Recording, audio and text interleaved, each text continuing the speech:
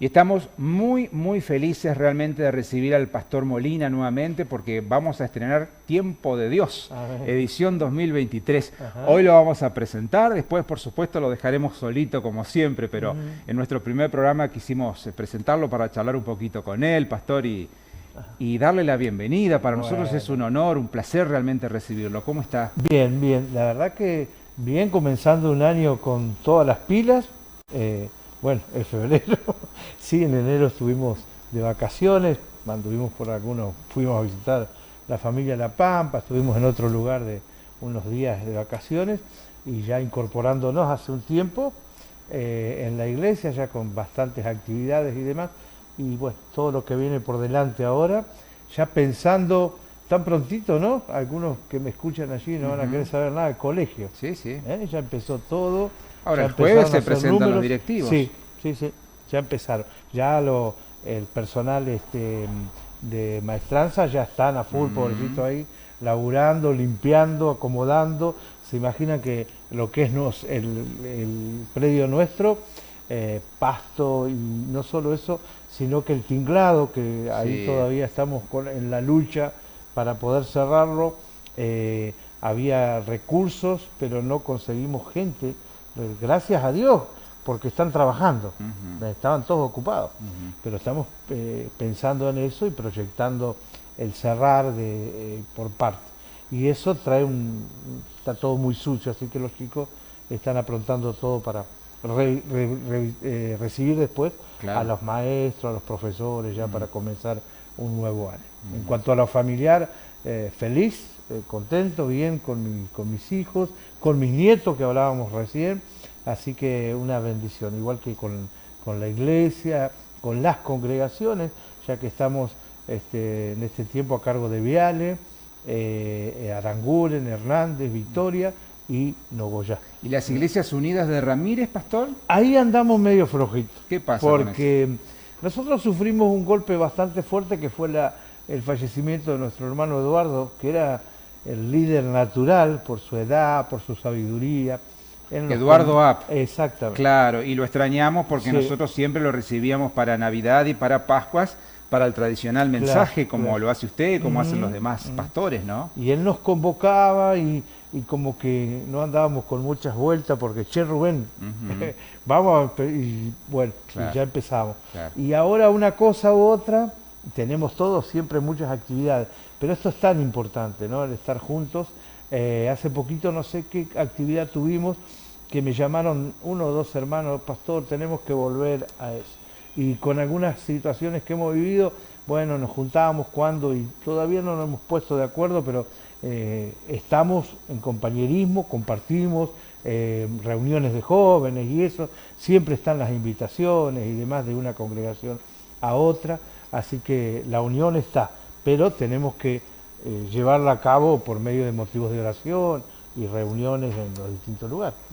Rubén, ¿y cómo encaramos el año? Cuéntenos, desde la fe, desde su visión de pastor. Vio, arrancar un año es como arrancar el día, ¿no? Seguro. Con muchas incertidumbres, con muchos proyectos, a veces con sueños que a veces se pueden concretar y a veces no. Entonces, Claro. ¿cómo encaramos este 2023? Es un año, mira, yo todos los años le pido al Señor una palabra para dirigir a la iglesia. Y una palabra donde la iglesia pueda recordar, ¿no? Una palabra profética que Dios nos da para poder guiar en el año a la iglesia. Y este año el Señor me dio esta palabra para compartir con la iglesia. Lo hice el domingo, fui a las distintas obras que fui, sábado y domingo, lo prediqué, y el domingo a la mañana acá. Y la realidad es esta, ¿no? Que viene un año muy complicado. Viene un año complicado, difícil a nivel mundo, no solamente en nuestro país, lo estamos viendo. Y la palabra mundo, sabes que significa sin Dios. Y ahí está el problema. El Señor me dio a mí una palabra que dice, ¿habrá algo imposible para Dios? Y después dice, a modo de respuesta, pero en el contexto de otro pasaje, en el primero habrá algo imposible, es cuando le dice a María, cuando María dice, ¿cómo voy a quedar embarazada si no va a haber hombre? Y cuando él le dice por medio del Espíritu Santo, ella obedece y dice que se haga. No fue fácil. ¿Te imaginás toda la habladuría para ella y para José? Sin embargo, hágase con tu sierva como vos querés. Pero claro, detrás de esa promesa, Claudio, había un propósito, que era el que iban a ser el Salvador. Por lo tanto, se cumplió. Después, cuando le llevan a un enfermo a Jesús, los discípulos no pueden sanarlo, y él le pide ayuda a Jesús. Y le dice, ¿vos podrás? Y entonces Jesús le contesta, ¿cómo que sí puedo? ¿No? Y entonces ahí es cuando viene esta otra frase, al que cree, todo le es posible. Ahora tenemos que ver el contexto de qué significa creer, porque creer, la mayoría te dice, sí, yo creo en Dios, yo creo en Dios, pero ¿crees en Dios por medio de Jesucristo? ¿O creer en Dios significa creer en este, en aquel, en otro? El único intermediario entre Dios y el hombre es Jesucristo. El que murió y está vivo porque al tercer día resucitó es Jesucristo. Entonces, viene un año complicado, y acá es donde viene la búsqueda de Dios. Y yo sé que Dios no le interesa quién gobierna, no le interesa la catástrofe. Dios tiene un cuidado especial con sus hijos, ¿sí? Y eso no lo tenemos algunos. Están invitados todos a ser hijos de Dios y a buscarlo.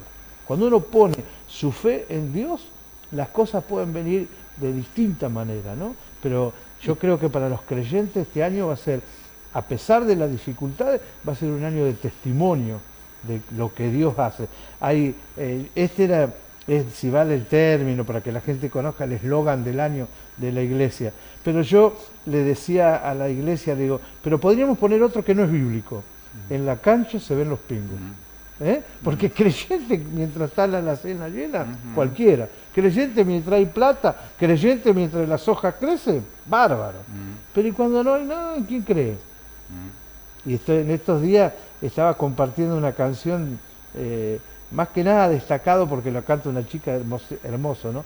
Pero dice una frase que dice, cuando Dios está en silencio es porque está obrando. Nosotros tenemos que aprender que estamos viviendo este problema, ¿para qué? Para que la gente busque a Dios, se acerque a Dios. Seguro, no, qué bueno. Ahora lo están haciendo todo lo contrario, Sí, ¿no? Cada vez cosas peores, y las vamos a ver. Si nosotros estamos esperando que el mundo mejore según el actuar del hombre... Y qué buena oportunidad tenemos en Argentina ahora con la sequía y con tantos problemas, ¿no?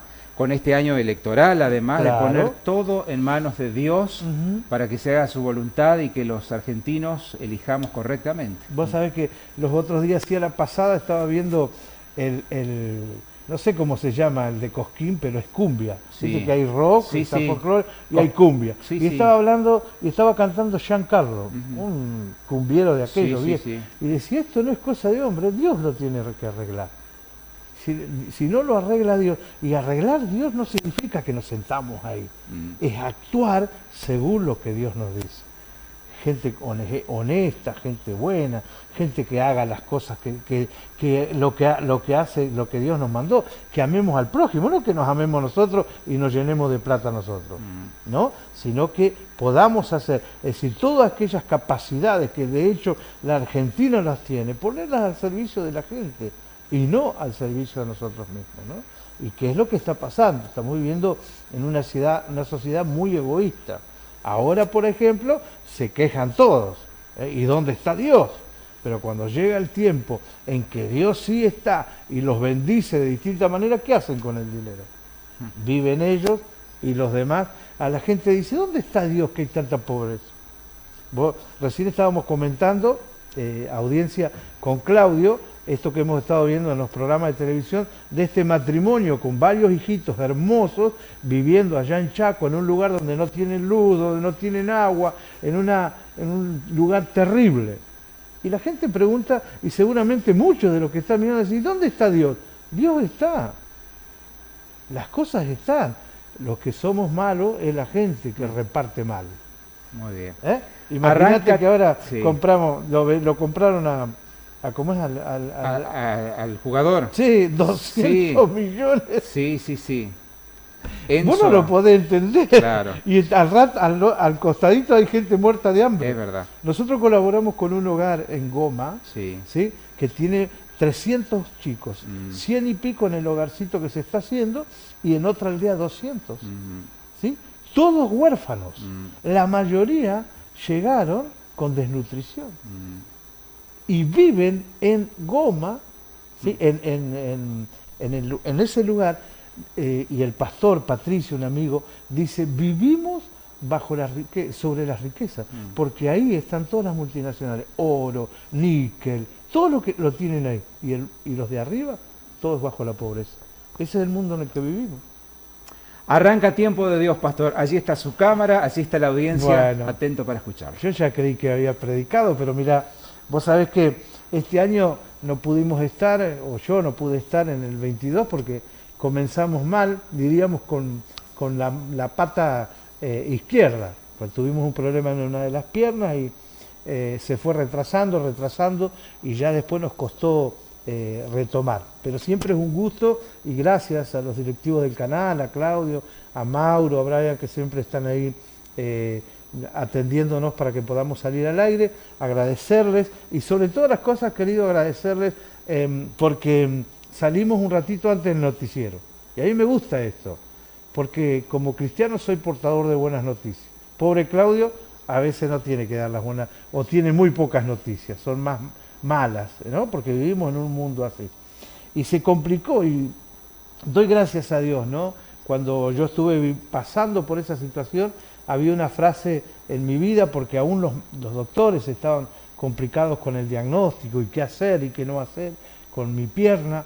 Yo siempre invocaba el nombre de Dios y decía, Señor, la última palabra la tienes tú. Y pienso cuántas personas o cuántas familias no tienen a Dios en su hogar. Y pregunto, ¿a quién recurren? La mayoría ponen las confianzas en el hombre, y está bien, los doctores, en los recursos, en las obras sociales, etcétera, etcétera. Pero nunca de esas cosas de hombres alcanzan. Sí alcanza de aquel que te creó y aquel que dio la vida por vos. Por eso yo pensaba en esta hora para compartir con vos esta parábola o esta enseñanza de Jesús. Saben que muchos no sabemos, los que leemos la Biblia sabemos que fue el primer milagro de Jesús. ¿Sí? ¿Sabés cuál fue? A muchos les gusta porque ¿cuál fue? La que transformó el agua en vino. Así que eso la tienen clara. Ahora, ¿cómo fue que llegó a esa situación? ¿Cómo fue que ese matrimonio, ese hombre que se casaba, salió de ese apuro? Porque era una ofensa quedarse sin vino en aquel tiempo.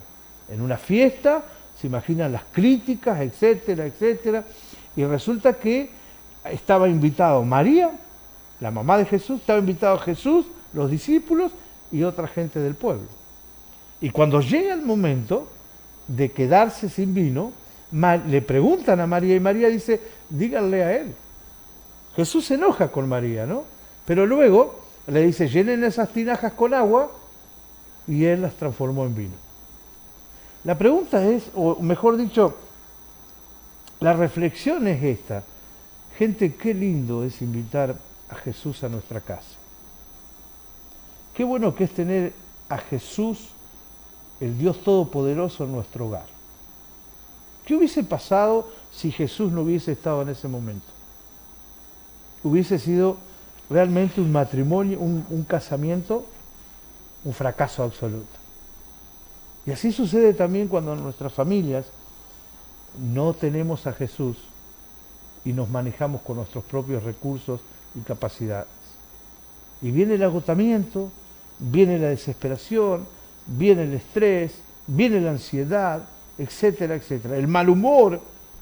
De hecho, en el año 22, con el asunto de la pandemia, ¿cuántas heridas quedaron en familias que no estaban acostumbradas a convivir tantas horas? Algunos, gracias a Dios, reforzaron el compañerismo y la amistad, pero en otros casos no. Y es fundamental que en cada hogar esté Dios. ¿Sí? Había mucha gente en aquel lugar, como hay mucha gente a tu alrededor, Pero ¿sabes una cosa? El único que hizo el milagro fue Jesús. ¿Me estás entendiendo, no? Hay mucha gente a tu alrededor y cuando vos estás en desesperación o preocupación por alguna cosa, empezás a buscar por todos lados. Si vos invitás a Jesús a tu casa, vos sabés a quién ir. Aquel que te creó y aquel que dio la vida por vos. ¿Y sabés cómo podés llevar adelante una familia? ¿Cómo podés llevar la comunión de una familia? Conociendo esto, la palabra de Dios. Esta es la instrucción, acá encontrar la instrucción para manejarte, para vivir. Porque uno no puede dejar que gobierne a alguien, no puede darle la dirección de su hogar a alguien que no conoce. Y eso es lo que pasa muchas veces. La gente dice, sí, yo soy creyente, pero no saben cómo actúa Jesús. No saben cómo Él, qué es lo que Él quiere para hacer su voluntad. Cuando vos si sabés el Padre Nuestro, dice, hágase tu voluntad. ¿Y sabés qué dice la palabra que es la voluntad? La voluntad de Dios es agradable y perfecta. Agradable y perfecta. Entonces, la voluntad de Dios, influyendo y viviendo sobre tu vida y por ende en tu casa, trae paz. Y en medio de este mundo tan complicado en el que estamos viviendo y en el que seguiremos viviendo, la diferencia la puede hacer Jesús viviendo en tu casa. Invítalo en esta hora, invítalo. Te puedo asegurar que Él no rechaza invitación. Que Dios te bendiga y si Dios lo permite, entre 15 días nos volvemos a ver. Bendiciones.